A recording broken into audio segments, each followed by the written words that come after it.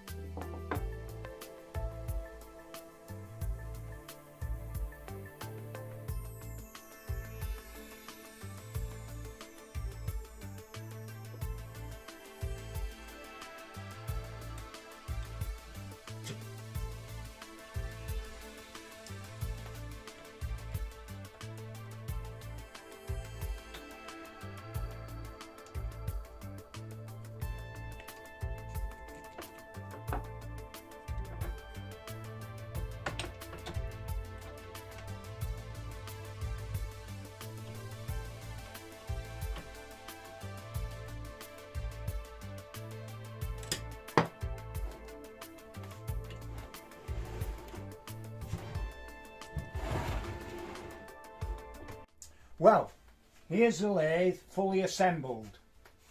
So we'll have a look and see exactly how it works. Well, first of all, we have the headstock. Right? And underneath is the motor. And the motor, there's a couple of pulleys on the motor and some inside the headstock, and they're connected by a belt. And the motor drives the pulley, the belt drives the pulley in the headstock, and this makes the shaft, the drive shaft, rotate. At the side we have the speed control box, where we have the on switch, which is green, and the red switch, which is off. This knob here, by twisting the knob backwards and forwards, we can determine what speed we want the drive shaft to run at. On the drive shaft we have a thread, and that accepts many accessories.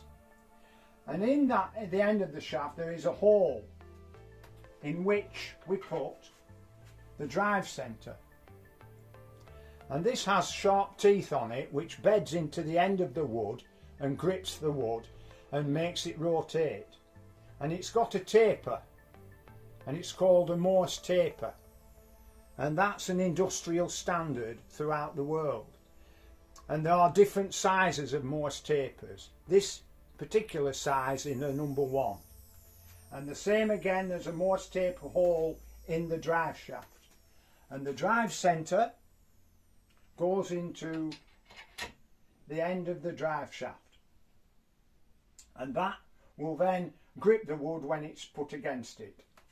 Okay, now the horizontal member here is called the bed of the lathe. And on the bed of the lathe is a tool rest holder. And there's a name for it, it's called a banjo. And I'm not sure where that name come from, although I've been led to believe in some cases that when lathes were made out of wood, they had to be quite substantial. And they used to, and to look on the top, it looked like a banjo. That's the rumour where the name come from, but don't quote me on it. And this can be moved anywhere along the bed and locked in position with this locking lever. Now we need to support the tool when we're turning. So we have the tool rest itself, and this goes in a hole at the top of the tool rest holder or banjo, and you can adjust the height to a convenient setting that makes it comfortable when you use it. But it's not critical, the height isn't critical, it all depends on what you're doing, whether you're bowl turning or spindle turning, but we'll get to that later. And that is gripped, so that once we've gripped the banjo on the bread and we've gripped the tool rest holder, it is quite solid. At the other end of the bed we have the tailstock, and there's a silver handle, and by rotating that handle it makes this shaft go in and out, and it's called the quill. Now we need to support, once we've gripped the wood in one end, we need to support the wood at the other and allow for it to rotate. So we get a revolving centre, and this is on a bearing, and this rotates as the wood goes round and supports the wood. And again it's got a number 1 Morse taper, and that goes into the tailstock. And the handle at the back allows you to move the tailstock according to your length of timber that you're going to put into the lathe. And that can be locked with the handle at the back. You can't just see it at the moment, you might just be able to see it there.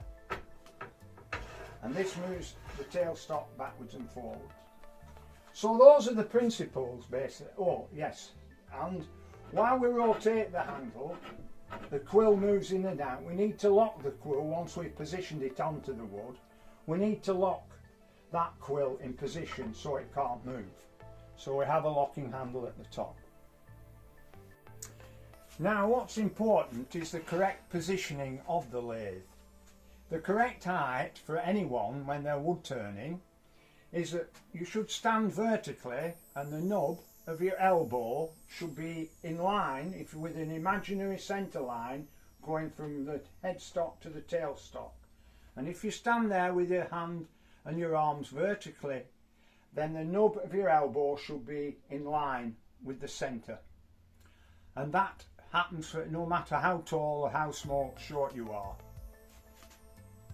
Now here we are with the lathe assembled. We have the drive centre in the headstock and the revolving centre in the tailstock. Now there are two classifications of wood turning. There's spindle turning, where the grain of the wood is parallel to the lathe. So we put our wood into the lathe.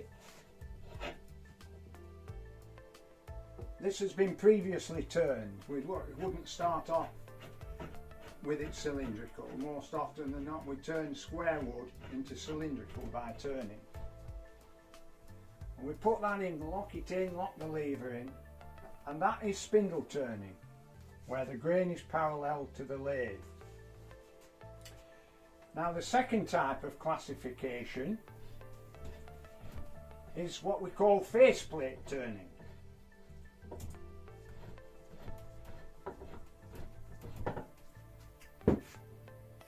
And we need for that a faceplate. We take out the drive centre because we don't need that this time.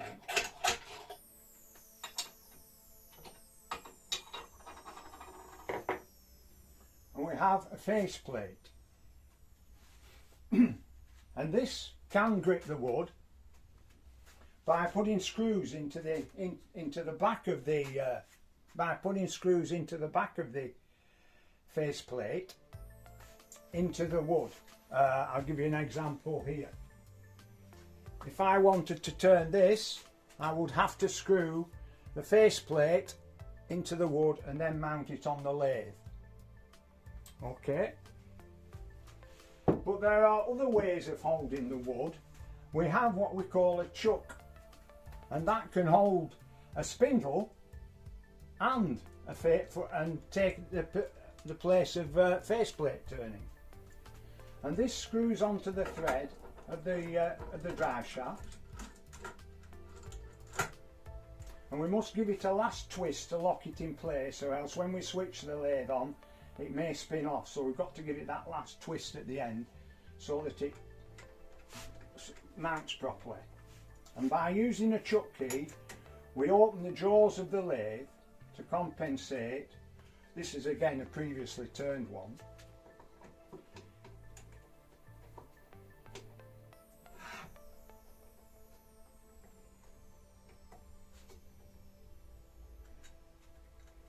Okay, and that's that. And then we remove the wood from inside and on the top.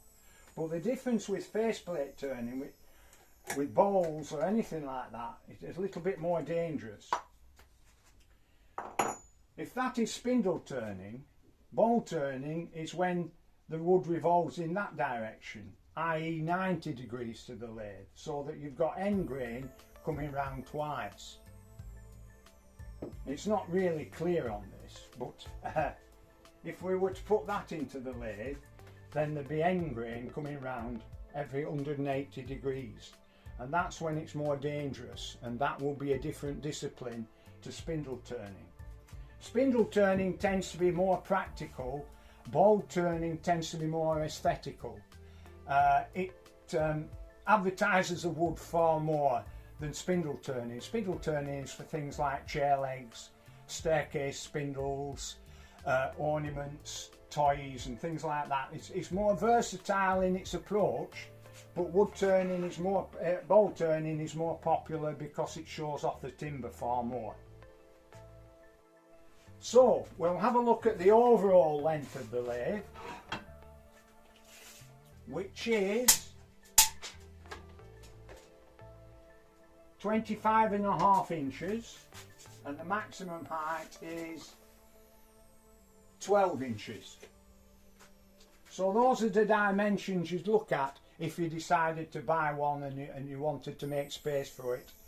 Those were the dimensions that this would take up. Then you have to allow a certain amount of distance in front of the lathe to do your turning movements, which I would say is roughly about 2 feet. So you want at least 2 feet space if it's near a wall or something like that. You need to be able to move quite easily, because actually when you're wood turning you're actually performing a dance because of the position that you have to put the tools in when you're using conventional turning tools. Okay, now we've assembled the lathe, we need to fix it to the workbench. We can fix it permanently, but I prefer, with it being such a light, a very liftable lathe, that I may want to take it somewhere else, so we need to mount it somewhere else easily. So with that in mind, I've decided to make a base for it and then fix the lathe to the base so that the base can be clamped in workmates and this sort of thing whenever I decide to move it. So in order to do that, it needs to be screwed from underneath.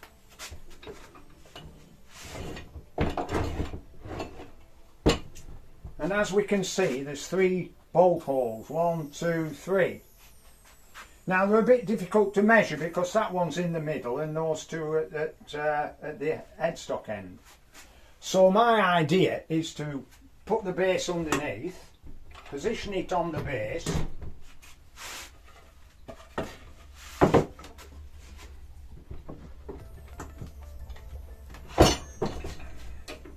like so. Get it roughly about the same dimensions and get a ruler.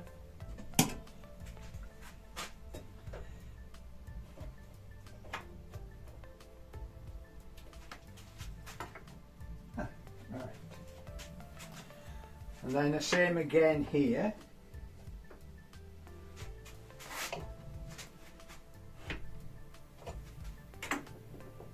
So that's roughly equal. Then we'll draw a pencil line round the outside.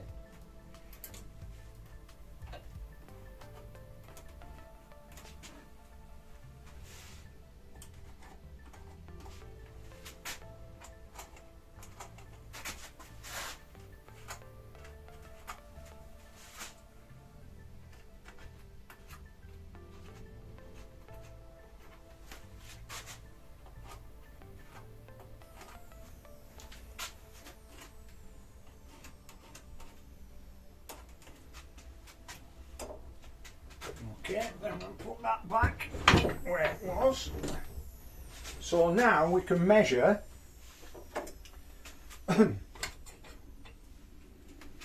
from that edges to that line, so we can measure by going to the centre of the hole there,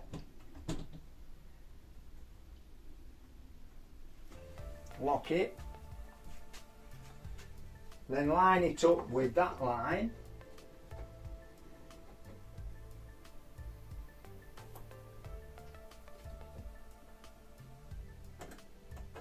now I'll get my little trusty brad awl which marks the holes.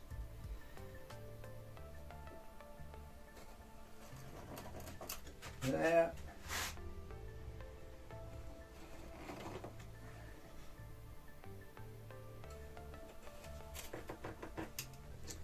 Okay, so I found out what sort of bolt is needed to go into the base of the lathe, and it's an M8, which is a metric 8mm diameter. So just to give us a little bit of play, allowing for a little bit of error, we'll get an M9 drill.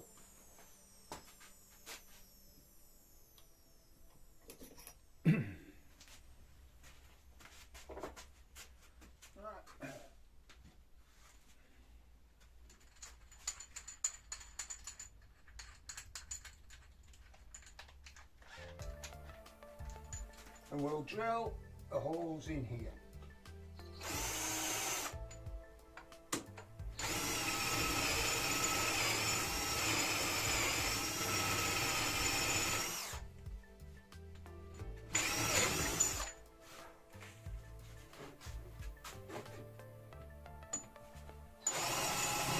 Using a brad point drill, it's easier to locate. The brad point is there, which is easier to locate in the marks that we've made.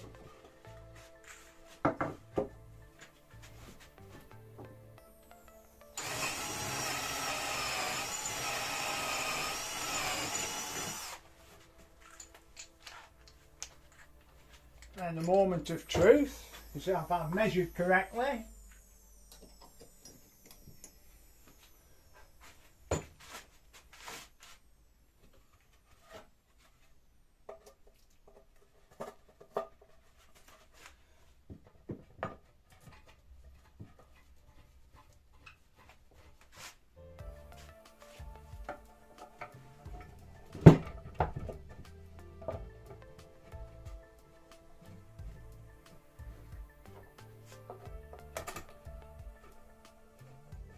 There we go.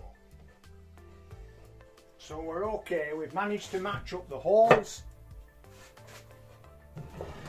Now the next stage will be to sink so that the heads of the bolts go below the surface so we don't get it wobbling. So we know the holes line up.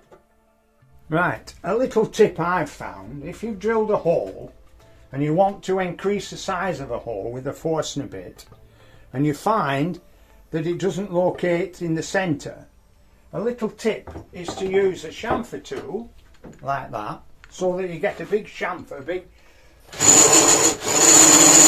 like that, so that you get a chamfer, enlarge the hole slightly, and then it's easier to locate that into the centre, the Forstner bit into the centre of the hole.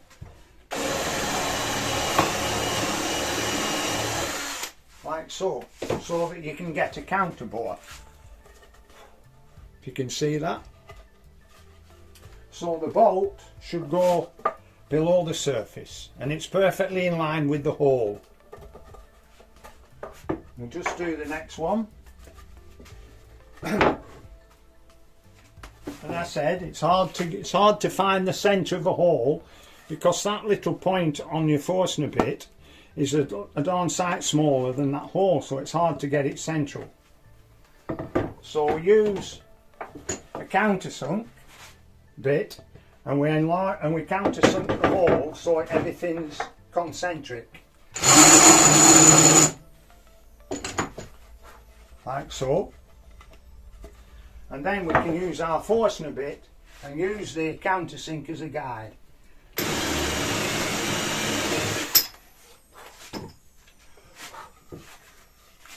As you can see.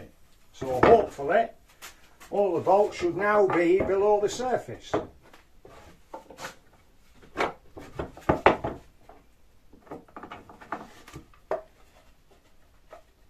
Just needs to, yeah, that's fine. Right, I've drilled the holes, the bolts go in. The problem now is screwing the bolts in because I can't get a spanner into the side of the nut. What I've done is I've got a hacksaw and just put a groove in there so I can use a screwdriver.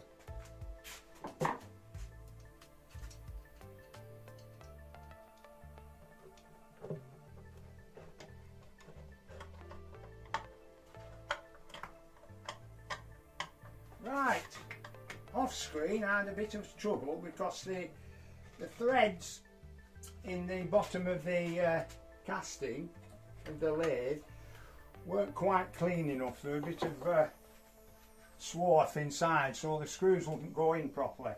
Anyway, I've managed to clear them out, and now we've fixed the base to the bottom. So now we can take that anywhere we want. We can use some clamps to clamp at the bottom, so that when we put some heavy wood in, the lathe won't less inclined to rock and it's more solid. It's not really heavy enough to rely on its own weight to do turning. It's better to be anchored to a surface. Need two clamps.